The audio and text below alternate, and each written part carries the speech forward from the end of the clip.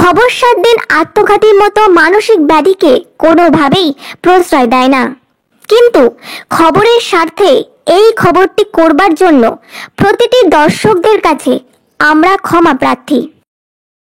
কালীতলা আশুতি থানার চট্টা গ্রাম পঞ্চায়েতের মাঝের পোলে বাবার সঙ্গে মোবাইল ফোন নিয়ে অশান্তির জেরে অভিমানে আত্মঘাতী নাবালক ছেলে। পুলিশ এবং পরিবার সূত্রে জানা গিয়েছে, ঠাকুরপুকুর মহেশতলা ব্লকের মাঝের পোল এলাকায় 18 বছর বয়সী কৌশিক মণ্ডল বাড়ির লোককে না জানেই তার ব্যবহারের মোবাইলটি কাউকে দিয়েছিল বা বন্ধক রেখে সে কিছু টাকা নিয়েছিল। দিন কয়েক ধরে বাবা পুত্রের ব্যবহারের মোবাইলটি দেখতে না পেয়ে পুত্রকে এই ব্যাপারে জিজ্ঞাসাবাদ করে এবং যেভাবেই হোক মোবাইলটি বাড়িতে আনার নির্দেশ দেন। সেই সময় বাবা শাসনের সুরেই কিছু কটু কথা শোনায় তার পুত্রকে।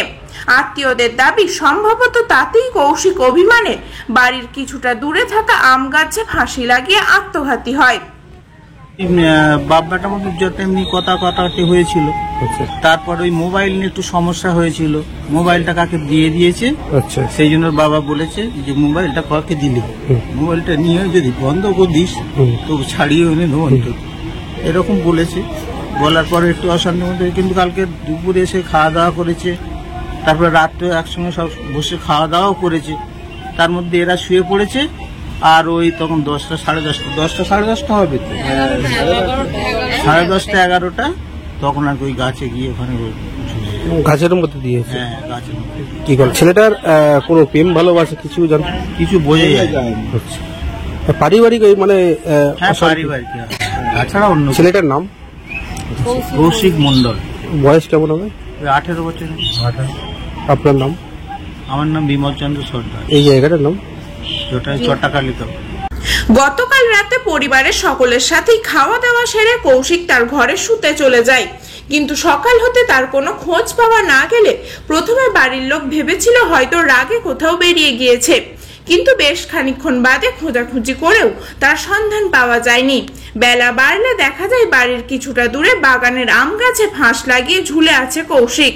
খবর দেওয়া হয় কালীতলা আশুতি থানায়। পুলিশ এসে দেহটি উদ্ধার করে বেহালার বিদ্যাসাগর হাসপাতালে নিয়ে গেলে কর্তব্যরত চিকিৎসকেরা তাকে মৃত বলে ঘোষণা করেন। বাবা মার একমাত্র ছেলের মৃত্যুতে শোকের ছায়া গোটা পরিবারে। আপাতত একটি অস্বাভাবিক মৃত্যুর মামলা রুজু করেছে কালীতলা আশুতি থানার পুলিশ। বিষ্ণুপুর থেকে টিনা রায়ের রিপোর্ট, খবর 7 দিন।